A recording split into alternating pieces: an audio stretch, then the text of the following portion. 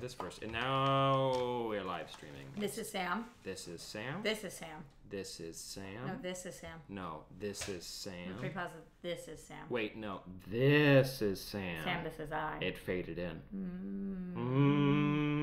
Let's just do a fade in. Ooh.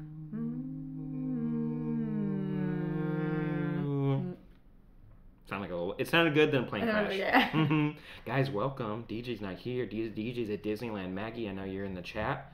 So you can go get mad at him on Twitter. Why? What do you mean? Because she loves Disneyland. Oh. And it didn't take Maggie. That's rude, though. Didn't take Maggie. Rude. Guys, welcome. I was shooting New Rockstars, and I ran late. We were talking about Incredibles 2.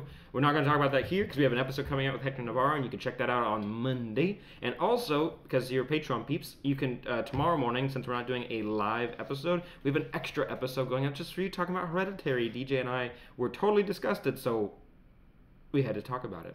Why are you so much taller than me? That's normal. I'm further away in the camera, so Yeah, because look, like this, my face is this, and your face is not. Wait, come close. But I don't think that will help. Maybe we can just pivot it. Pivot. Pivot. Name this TV show. Pivot. Pivot. Pivot. Rocco's Modern Life. No. Am I even close? Is it animated? No. No? Pivot. Pivot. Or is it from the 90s? Yep. Is it live action? Yep. Is it?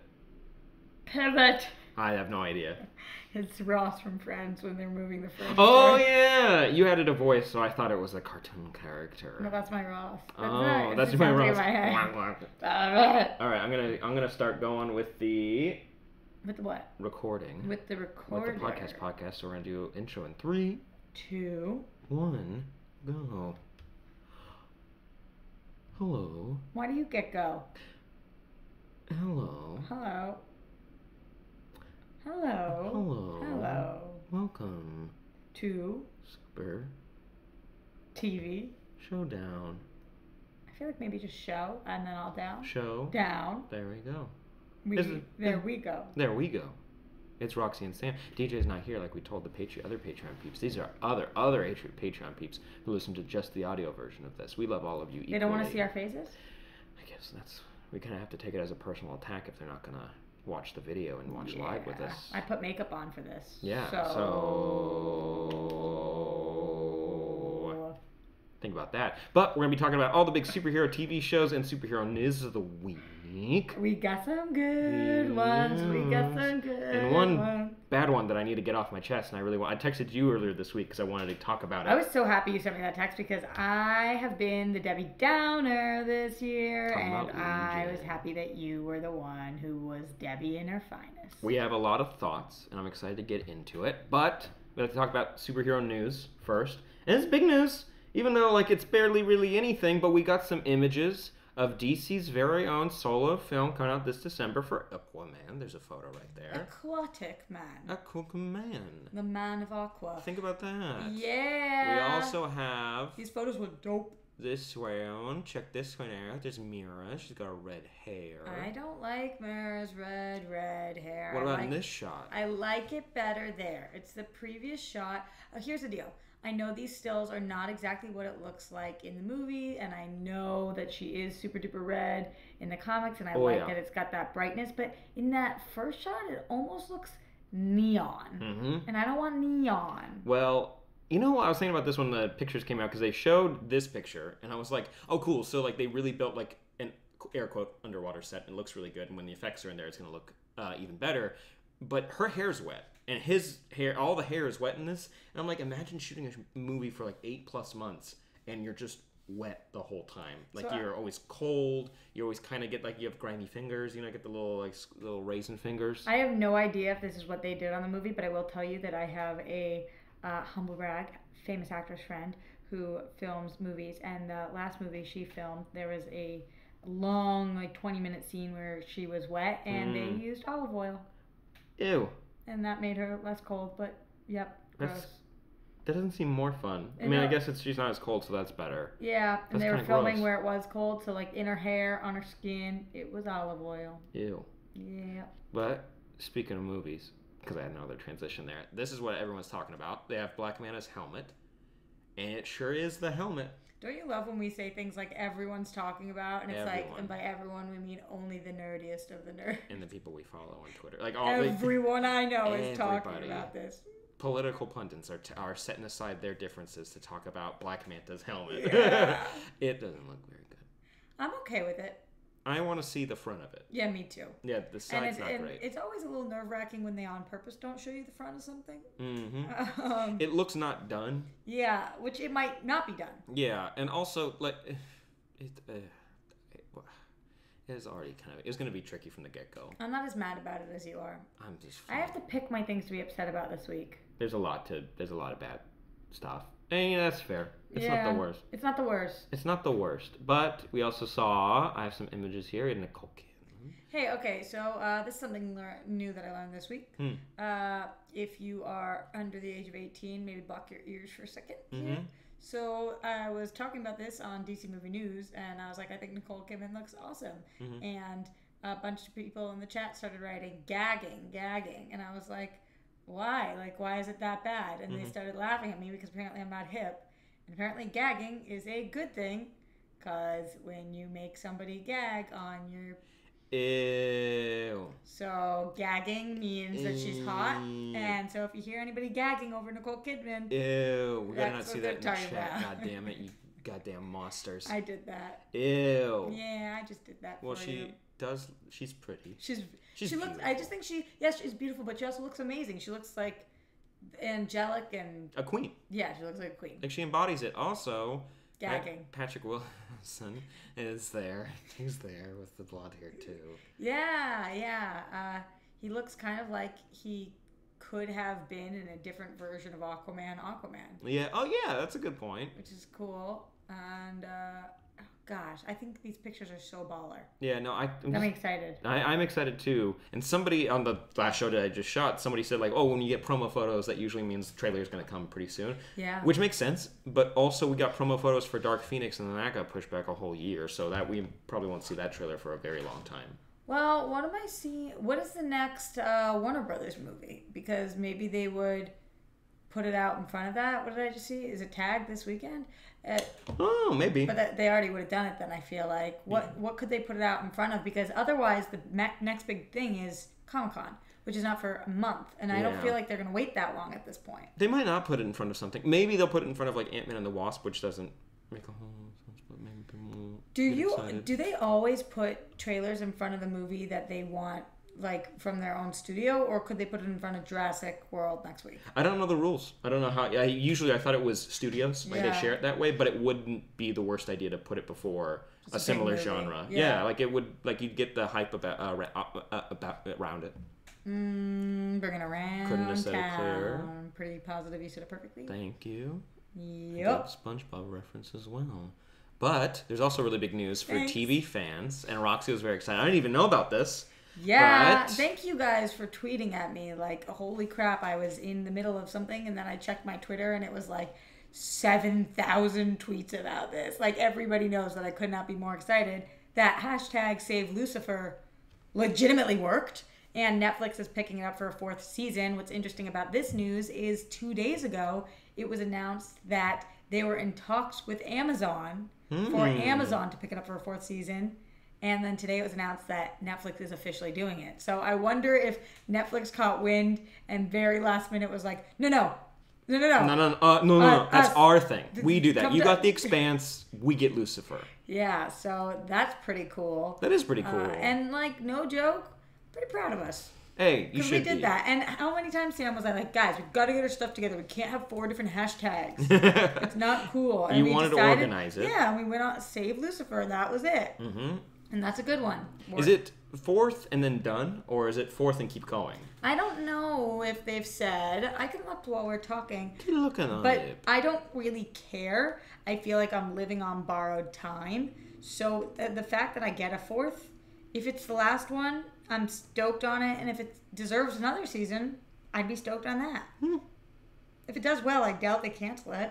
Now, you bring up a good point. But I don't want them to pull a Scrubs for you. Were you a Scrubs fan? Yeah. You remember when they went over to ABC, they had a good last season. I know. And then they did The School, and it was awful. I know. Dave Franco's in that. A lot of actors that got really big Oh, after I that. forgot about that. He was he was just the jock, asshole douche, and you were trying to find the charming part of him, but it didn't ever show up. But that happened. All right, so it says that Lucifer's getting a second life. Netflix, and by the way, it was Hollywood Reporter that reported this. Ew.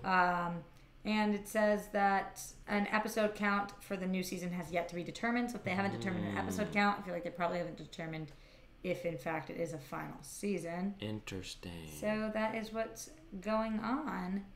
And could not be happier. Yeah, buddy. Although I'm very confused on where those 2 episodes are going to live in time now. Well, like I mentioned when we talked about Fringe, it was just like this one episode where you're just like...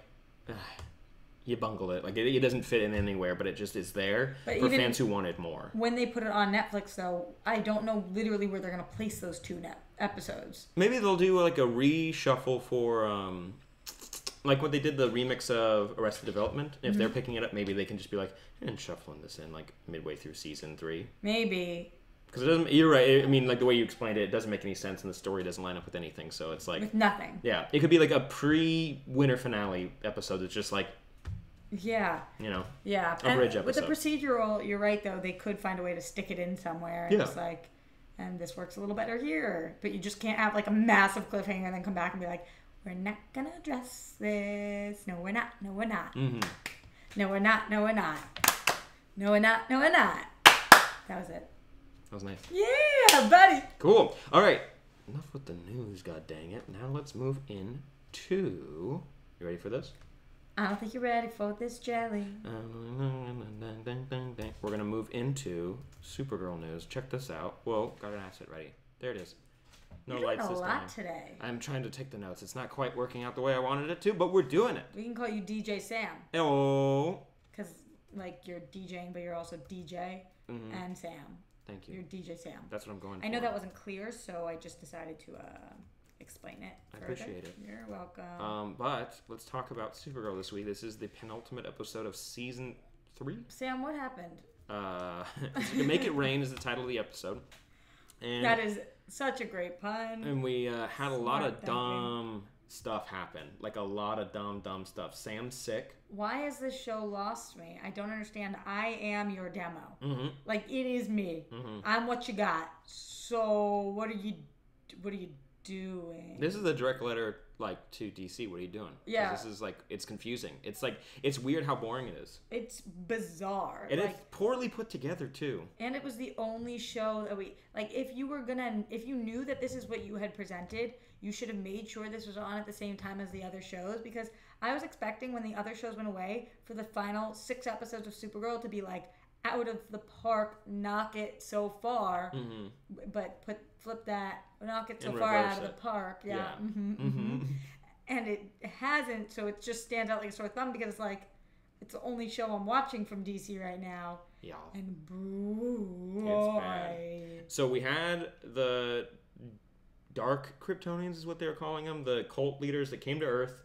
Kara and Mon-El and Mama Kara are stuck on Argo, out in deep space, and they figure out a way to talk to Winn and try to figure out a way to come back.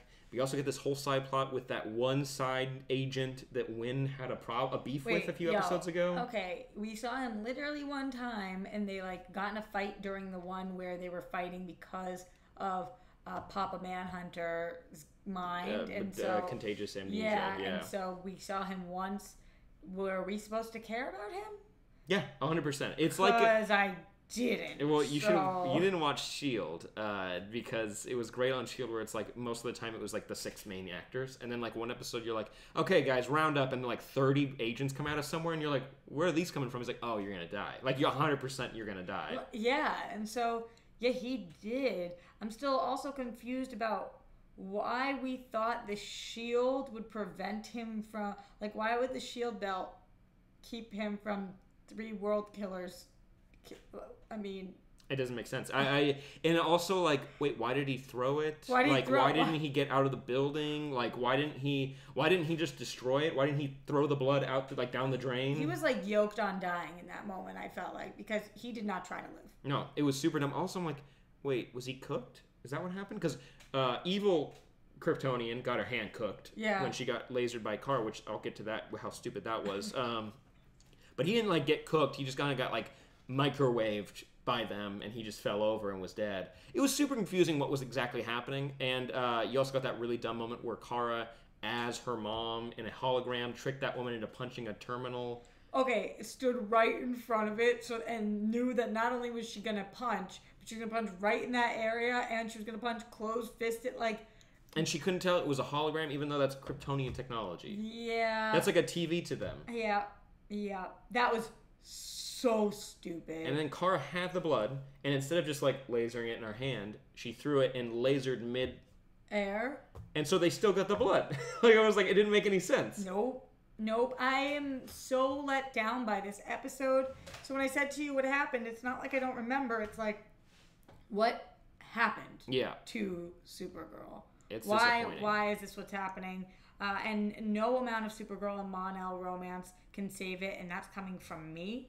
So I'm frustrated. There's a lot of talk on the Reddits right now. Oh, let's hear it. Pretty sure I'm not supposed to pluralize that. Pluralize? Pluralize? Dr. Bob 10 says, so I get the whole kill all humans thing, but why the heck do they need to terraform the Earth? And it would take thousands, if not millions of years for the aftermath to become livable again. Why not just come take over a country no one cares about and have hundreds of powerful Kryptonians as protection? No world power could do anything about it, and with their tech, they could make it just about anywhere where it's livable. Not to mention, they would all have freaking superpowers.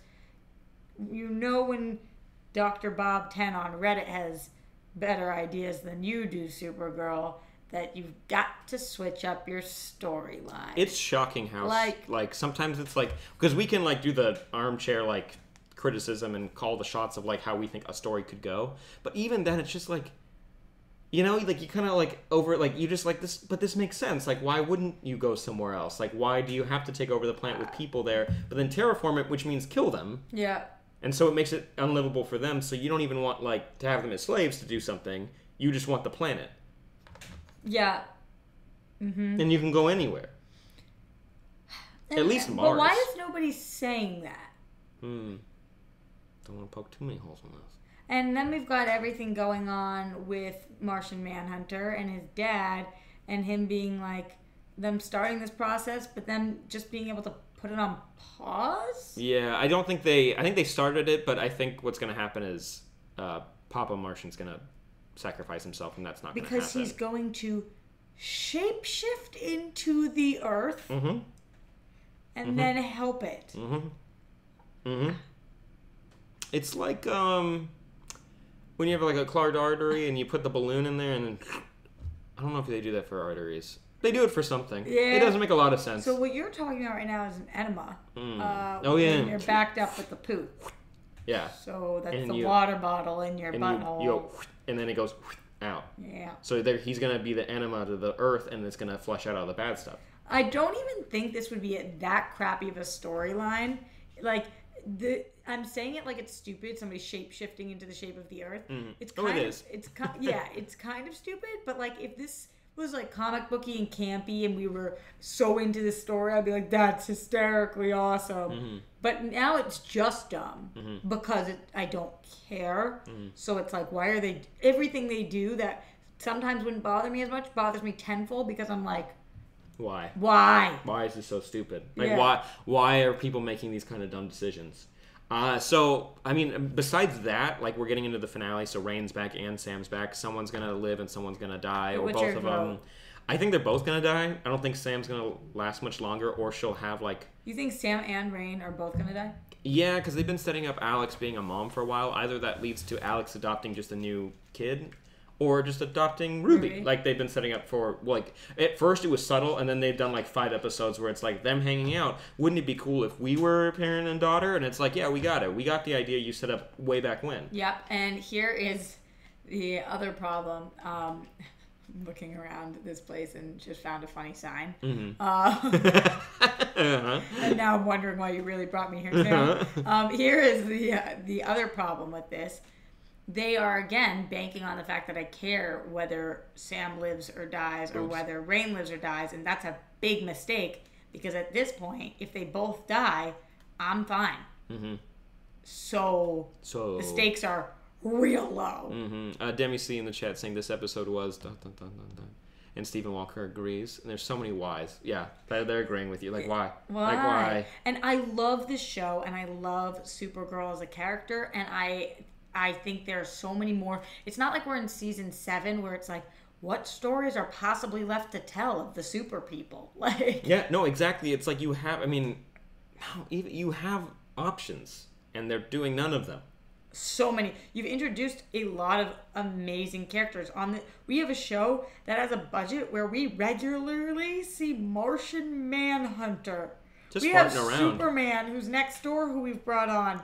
We've got Jimmy Olsen. We've got the Luthers. That's this show. I would be interested to see if Superman shows up in the finale. Like, I think that'd be kind of cool. I don't feel that happening in like how this show is setting it up. I don't feel like he's gonna show up, even though this is like planet blow up-y time. And you haven't even told your cousin about the world that's still alive. Like, part of Krypton's still alive, and you've just been not saying shit about it. Also, I think this is the episode. She sent him a text, Sam. Did they? I didn't see it. She could have. She sent him a DM. She slid in the DM. Mm-hmm. Cousin, you get it. And also, we had like. Adoptive sister meet mom. We had Alex meeting that was so awkward Alora. Because why didn't the mom realize that was her? And she's like, Mom, yeah, that's Alex. Mm-hmm. It's like, you didn't start with that? Yeah, it was weird dialogue, and I was like, oh man, this was supposed to be really cool. Like, yeah. This was supposed to be a cool moment of like two like badass people meeting, and it really wasn't. So we are nitpicking for sure. Mm-hmm. Anything good? I like the idea of the personal shields, and if like, even though the gun debate episode was like super fucking just like out of touch with like what is actually being talked about. Sure, Lena, maybe next time I will listen to your opinion. I do like the idea of doing personal shields, which I'm like, if you could have done that, you should have done that before. But anyways, you're right. We are nitpicking. How would we rate this episode? I think the chat also agrees with us overall. So I gotta give it. I think last week I gave a 4, and I think I have to do it again. 4. Maybe actually, I think it was a little better than the gun episode because that one was like offensive to me. Yeah, no, so, it was lazy. Yeah, this one maybe is a 5. It's not good. It's the problem. I think I liked it maybe slightly more than you. I'd give it a 6. Okay. It's not, but it's like I agree with you. I just think maybe I liked it a little bit more. I feel like a scorned ex-lover. Because I know you can be so good. Yes. And they're so not.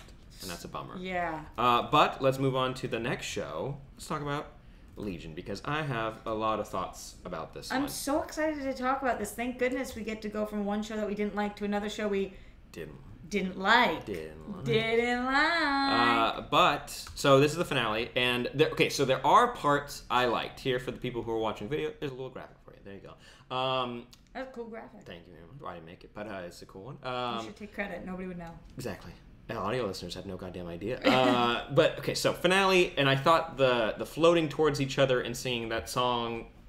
Blanking on the title right now, but them having be a bad man. Yeah, I know it. When they are having the animated fight, I'm like, what a cool way to show that they are sad man. But I like the animated fight. Blue Eyes. It's called Blue Eyes. Blue Eyes. Did you like the animated fight? Yes, that was awesome. It was really cool. We started strong, and I was like, And I liked that, like, you got to the point where he was gonna kill him, and you saw Sid like taking a stand on the information that she has, and like honestly I thought it was a really cool criticism of those two characters to even being together, because when you think about it, you're like, you're my number one gal or whatever. He's like, oh, he's my boy, you're my guy, or whatever she says, but you're like, you haven't shown us enough like throughout 2 seasons of why you guys actually should be together. So I like that they are actually finally like confronting that, like, maybe you guys shouldn't be together. Yeah, I don't know if I think that they should or shouldn't. However, I know that this episode made me dislike Sid more than I wanted to. Was it during that part? No. When she wanted to kill? Because It was when her putting him on trial, not being able to talk to him like a real human being, and like just having this massive confrontation, letting somebody change your mind about, you had one conversation with somebody and you're out on him. Like, if you're going to be out on somebody that easily, you're not supposed to be with them. Well, so like this episode was meant to create what Noah Hawley said kind of about what happened in this episode. Was meant to start a discussion, but in the climate of everything that's happening, like the Me Too movement and everything, it's just like, you should have picked something, different turning points. Basically, you see a discussion about whether or not she, like, because she accuses him. She accuses him of drugging and raping her. Yeah. Which I think is a very harsh thing to say for what actually happened in this situation. And I'm not saying that that's not valid, but like, because it basically, like, what we see is like he does some kind of memory thing. Yes. Carrie immediately thinks it's bad, and for the most part, the way David goes about it, also, I don't know if you watch the show with subtitles, the other two Davids are Divat, and then DVD, which I thought that was interesting. They had different names. Again, their style, but the substance of the show kind of like, it's all over the goddamn place. But we don't know if the Shadow King says he suppressed those memories of what she had learned when she was with the Shadow King, and we don't know if she's actually focusing or really paying attention to something that is actually true. She could have just been manipulated by the Shadow King, and David took that away. Right. We don't know. We don't know. Like, that's the thing. And like, that accusation is, right now, especially like you're talking about in today's society, to say that is like... Yeah, and like, he shouldn't have done... I don't know if there's a right thing to do there, but he shouldn't have had sex with her, even though he just saw, like, he should have addressed somebody, was like, hey, Sid just tried to kill me because of all this, like, complicated time-traveling bullshit. And instead it became, like, now, do we root for David? Because even the accusation makes me feel... I feel icky about it. I feel icky about both of them. And then, like, a lot of people were saying because she said she was tired, that counts as not giving consent. And I was like... I think that's a very messy argument to make. Yeah. Anytime you say you're tired, but then you have sex with somebody, then that's the equivalent of you saying you don't want to. Yeah. That, like, it just, it made me... I don't know about that argument. Yeah. And it, like, made me feel gross and horrible, and I never want to be a female on this planet who has to look at another female on this planet and be like, I don't believe what you're saying is the accurate thing to be saying about what happened, but like, this made me feel just so, for both of them, I was like, you're wrong, I don't root for either of you anymore. I don't know who I root for anymore. Lenny, I guess. Like, even then though, because like, Lenny is just like a piece of crazy in like the shell of his sister. The only people I guess I root for the Carries, even though because what Carrie, because like he did build the trap and everything. But what he saw was David messing with their friend's mind. And he was like, something's fishy about what happened. And it is, but why don't we talk to him? Yeah, and they immediately jump to, like, a trial. So is that, like, what we're supposed to... Is that the conversation that Noah Hawley wants? Is that, like, accusations do come out about people with, like, the Me Too movement. And we actually have to, like, think about, like, what is and what isn't, like, good, bad, whatever. And everything kind of gets lumped together. But it's like, why the fuck would this show... address that? Because I was willing to kind of push aside a lot of the substance problems with this show, where it's like it is style over substance basically every episode, but the style is so great that I'm okay with sometimes it being like the hunt for the Shadow King is 4 fucking episodes, and like, but I'm like, I'm okay with that because like David like implanted these memories, and we can kind of like, and we were okay that we went from an 8-episode season to an 11 one, because even though it was more drawn out, we were like, that looks cool and that looks cool and that's pretty dope. Exactly. But then they go to this, and it's like, I get that you want to make David, like, it's interesting to go to the route of making David the villain. That's super interesting for a TV show. But you chose a thing that makes it so I don't want to come back to the show. And I feel like you can make that choice when you're at the beginning of the end. Yeah. And I feel like the show was not at the beginning of the end. The show was at the beginning of the beginning, and now we're at the beginning of the end. Yeah. Like, for viewer, like, I don't know, like, I hate that I hate that, like, this is what is brought up in this show. How did you feel about 3 years later?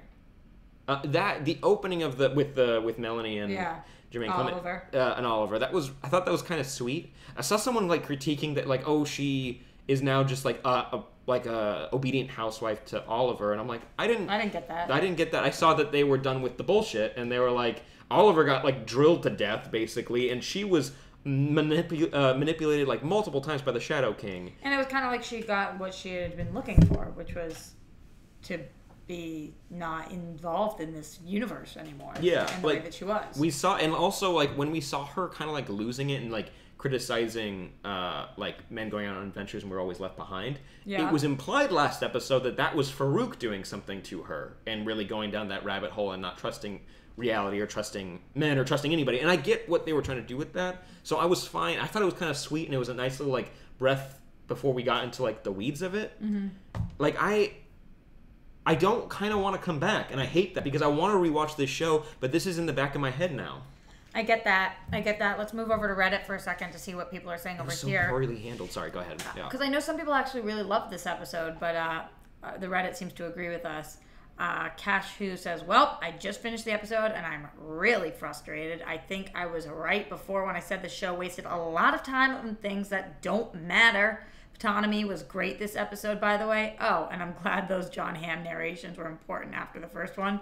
Sense the sarcasm and facetiousness there. A little bit. Ugh, honestly, my biggest problem was that I liked the plot. I was super interested in the I don't give a fuck David and Lenny adventure. And the idea that he'll have to deal with raping Sid is a really compelling plot line. I'm in no way advocating for him, by the way. The fact that he realized what he did and just left anyway puts him solidly in the villain category for me. But I just know that the show is going to spend most of its time on artsy stuff, and it's not really seeing any return for the amount of time the show invests in that stuff. Huh. Gosh. Well said. Like you're right, and like and like I said, I could excuse a lot of the artsy stuff that was kind of like this fluff, basically, kind of masking over a story that could be kind of, tighter, and we didn't have to spend so much time on it. But this fucking sucks. Like, I'm actually, like, just super disappointed in the show. And I tried to, like, I think I tweeted out, I was like, this is, like, you shot yourself in the foot because, like... Where do we go? Yeah, because, like, not only, like, can we not really support David now? And it's not even, like, me siding with somebody. It's like, I see this, and based on how I feel and my morals, I don't like this. I don't like that you made me feel this way about this character that I was rooting for like, mental health reasons and finally getting help and being better. It's like, no, we're going to see him at his absolute worst. And it's not just worse where it's like, if we saw an alternate future where he, like, murdered a bunch of people and we're like, uh-oh, monster, but he can stop that from happening. No, this is real time. He did this. And even if we went back in time and, like, changed this, like, then what the fuck did we just go through? Like, it doesn't fix... It was all a dream. No, that's bullshit. You can't, like... I hate that I feel this way about the show now. I know. Another comment from Marino9115. I'm not sure if I agree 100% with people saying that David raped Sid. The issue seems more complicated than that. If I'm not mistaken, Sid and David never actually have sex. It all happens in the mind. Also, comparing getting drugged to using a psychic ability to modify the memories of someone is not completely a fair comparison. I still think what David did was wrong, but I'm not sure what to call it exactly. And I think we're all kind of feeling that, like, but like, if this woman considers it being drugged and raped, then it's hard to be like, well, no, yeah, you can't like, yeah, like, but maybe she's being swayed, and if David was like, if he explained that he could see that she like had a parasite in her mind from the Shadow King, and that's what he chose to change and stop. Yeah. Is that still that? It's like... I don't know. I don't know what to make of it. The compliment I will give is to the performances here. They really, like, gave it all they got. And it made us feel super icky and believable because they're doing their jobs. And it's so not anything to do with these actors because they knocked it out of the park all season. Yeah. But the actual plot of this episode...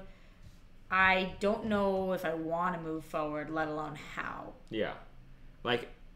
Yeah. I feel like we're going to hear an address... Like, because the show is so small, and it's been, like, the views have been going down, like, since it aired, and this is probably not going to help, like, for press reasons.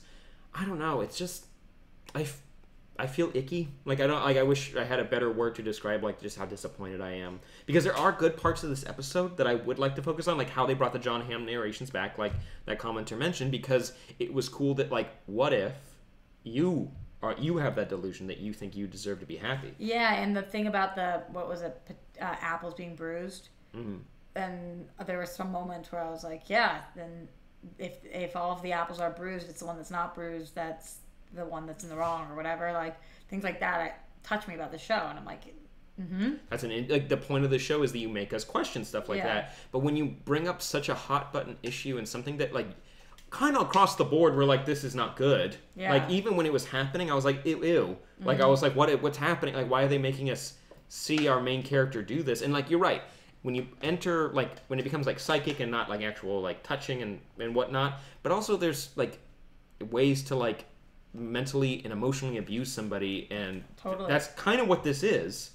And for the most part, even she can't have physical contact, so this is the closest she can have to sex. And he violated that. So it's like... Yeah. Yep. It makes me upset. Like, I'd give this episode, like... It sucks because there's a lot of parts of this that are really good. Like, him singing and having, like, that, like... animated battle, so fucking cool. Also, probably super expensive. It was awesome. But and like Farouk's like crown, and as he was like walking around that room, really interesting that like he's the king now. He has like the idea that he is even aware that like they're not gonna kill me. They're gonna put me in a basement. I'm gonna be like the secret weapon, and he kind of is now. Yeah. That him being the good guy in the next season was an interesting idea they brought up, but the way that we got our villain for next season makes me not want to watch the show. Who do we root for? Autonomy? Wherever he is. Like, I don't know. Myself? There you go. We'll root for you guys. I would love to hear somebody, because I know a lot of people love this episode, I would love to know why and what they think the best version of the show moving forward looks like. A lot of people, when because I tweeted out that I was upset, a lot of people tweeted back, they're like, oh, I love this episode. But I'm like, what did you feel about that decision? They're like, oh, I don't like it. And I'm like, okay, so you're just... not judging, but you're just kind of seeing it like as a whole, and not this like one. What is it? The pea in the mattress, the Princess and the Pea. It's like not that one thing that ruins the whole thing. It's like nah, but it kind of that decision kind of ruined the episode for me. Yeah. So we could talk about this for a lot longer. We could do a whole episode on it, but. Really quick. I don't want to. You don't want to rate it? You want to talk about more? I don't want to do a whole That's episode fair. on it.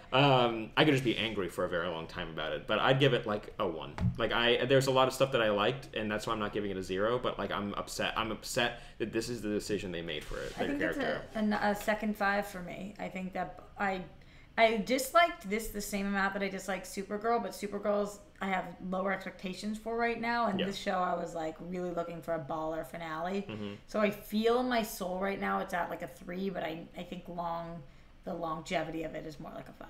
Okay, that's fair. But we have one more, Marvel's new show. Let's give a shout out to Cloak and Dagger. So glad we saved this for last. Yeah, so we can at least end on like a happy note. Yeah. Now, what did you feel about episode 3? I love this goddamn show. It's on Hulu, by the way, guys. Just so you know. The show, I love it. I love the show. Oh, you love it so much. I love it. I love it. I love you the show. You love so much. It's made for me. Yes. For kids like me. Well, okay, so I was watching, and I had terrible sleep last night, but I was still able to watch and enjoy it, but I did kind of zone out a little bit near the end, so I might ask you for what happened. It was when Dagger came into the cop car. I know what happened. When she got in the cop car and talked to the detective. Okay. And I didn't hear what the conversation was, so I fell asleep and woke up. So the detective essentially is just super duper supportive. Like the way that they set it up. And obviously she's a real Marvel character in the comics, but she is really. I don't know why I said obviously.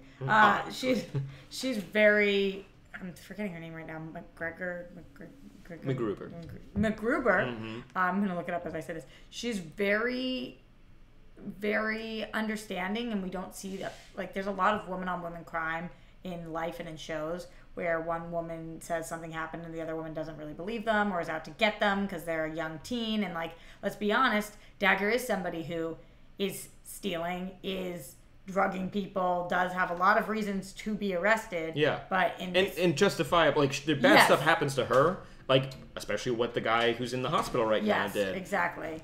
Hello. No, you good. But 100%. But that's cool that there's like support system. Yeah, but she was saying the case has been closed, so there's really nothing I can do, but I want to let you know that like I support you and I'm here essentially. And so that was cool to watch her do that. That's cool. What is her freaking name? You know. No, you know.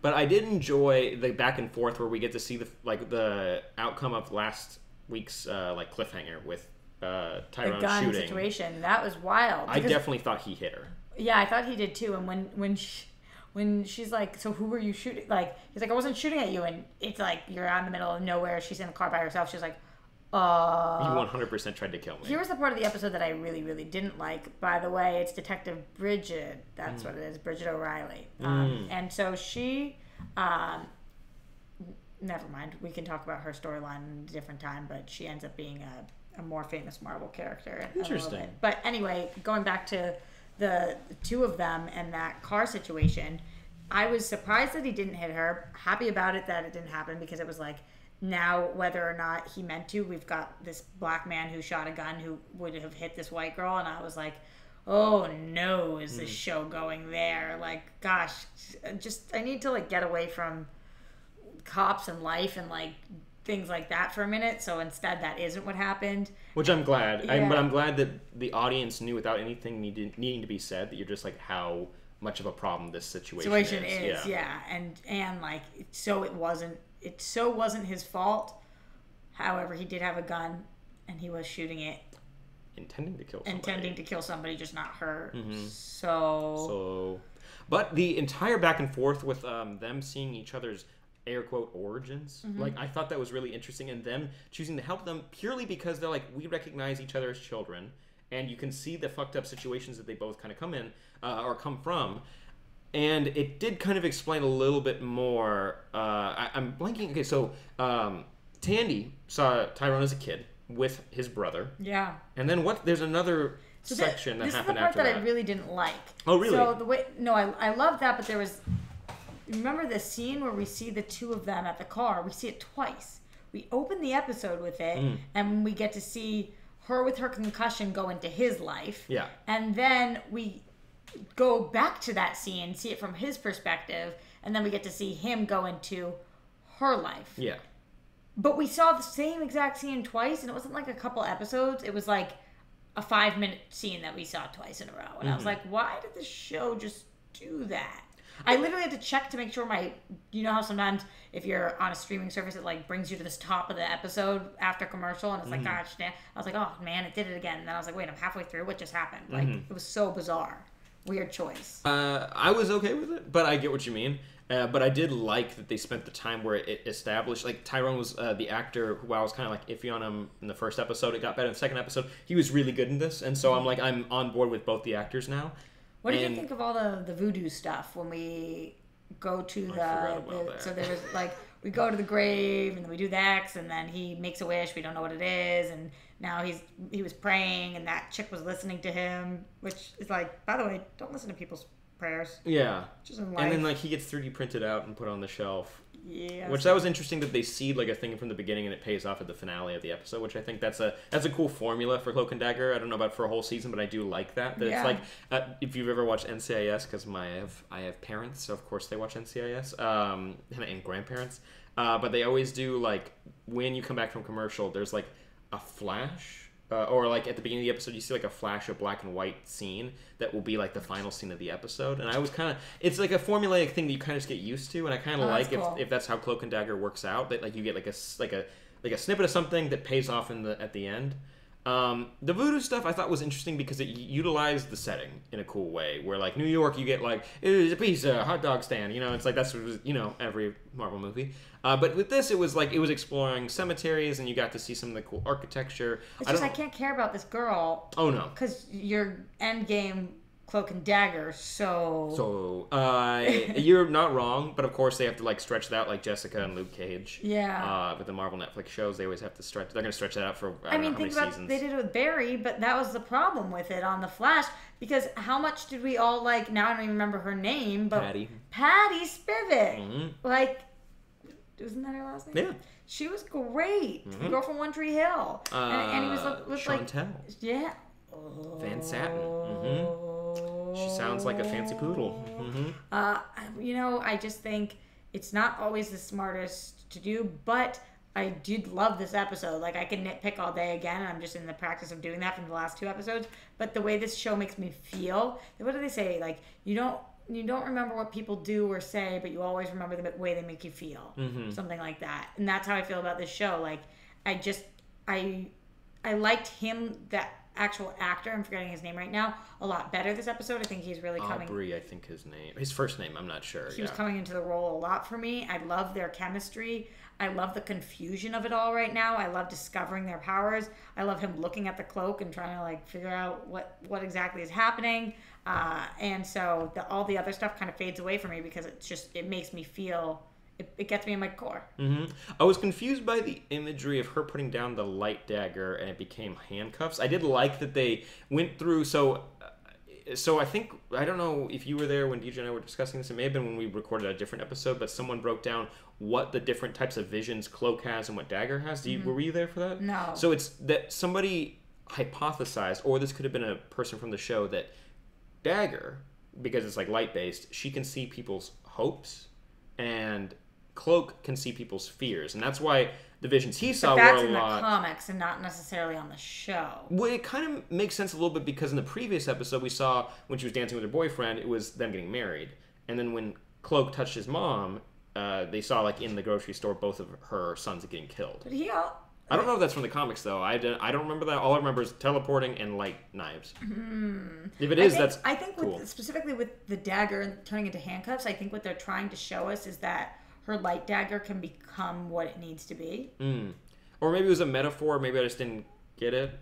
I did like that. It showed that them helping each other. That like deep down maybe they have like a deeper meaning to each other, and that her assistance could help him from going to jail or like his family being killed or him being killed. Like he doesn't have to kill this cop, even though he's a bad guy. He doesn't have to go down that road, and she could be a person that like helps him. And same with her. Coping with the loss of her father and kind of getting her life back on track, he could help with that. Yeah. So I like that they're seeding that like the future of their relationship pretty early on, and you could get some stories that are interesting where they're kind of like maybe fighting that. Yeah, I could see that. She's at the age where I can say she's like so stunning, right? Yeah. Now. Oh my she's God. 20. Yeah, she's beautiful. She's just beautiful. Like I stare at her on the show. Okay. His hair's so cool. He has such a cool haircut. Yeah, he does. From Swanman85, he says, it was an okay episode. It was super, super slow in my opinion, though. I saw a lot of people saying that it was slow.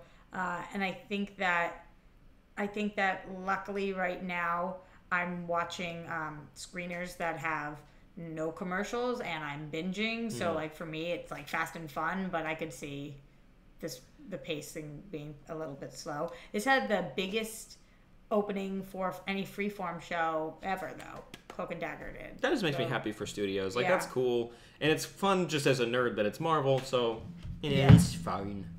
Talk from Dr. Bob about the cinematography and loving that, which I agree. The way it's shot is really cool. Again, with the music, they really nail the music. Nail it, yeah. Stephen Walker in the chat says, I'm into Cloak and Dagger a bunch. Also, voodoo is real. And then he followed up with voodoo is a New Orleans thing also. It's pretty particular, so that's kind of cool that it's brought in. I don't remember Cloak having anything to do with voodoo in the comics. Probably doesn't. No, I don't know. And I was listening to a podcast today. I guess voodoo originated in Africa and has come over...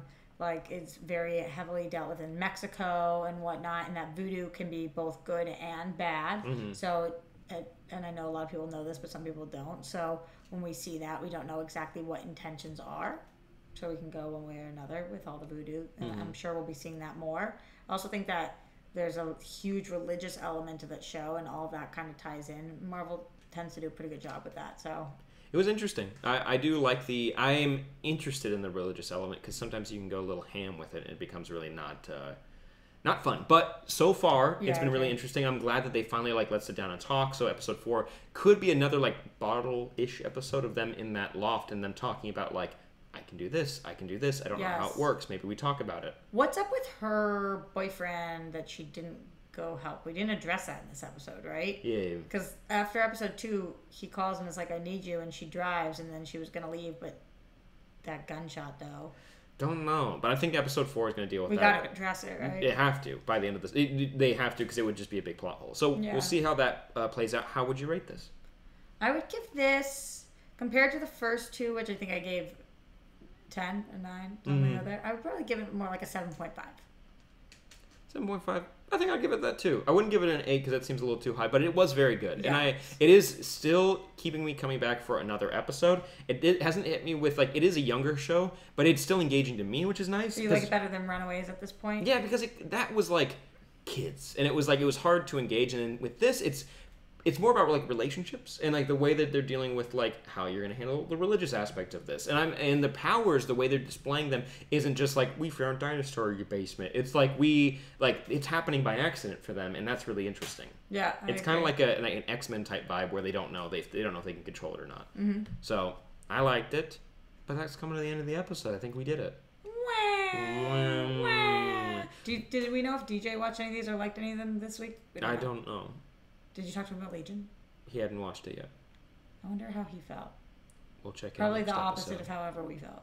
No, he probably felt similar. We'll see. But guys, thank you so much. Make sure you check out Patreon for more content. Again, extra episode coming out Saturday. It'll just be us discussing Hereditary. That'll be fun. Roxy, where can they find you? Everywhere at ROXY STRIAR. Because that's my name, so. At Sam Bashor. OnlyStupidAnswers.com for our social, our new episodes. Incredibles 2 review coming out Monday with Hector Navarro. It was a great episode. I love him. He's so nice. And he knows so much about animation and the history of nerdy things.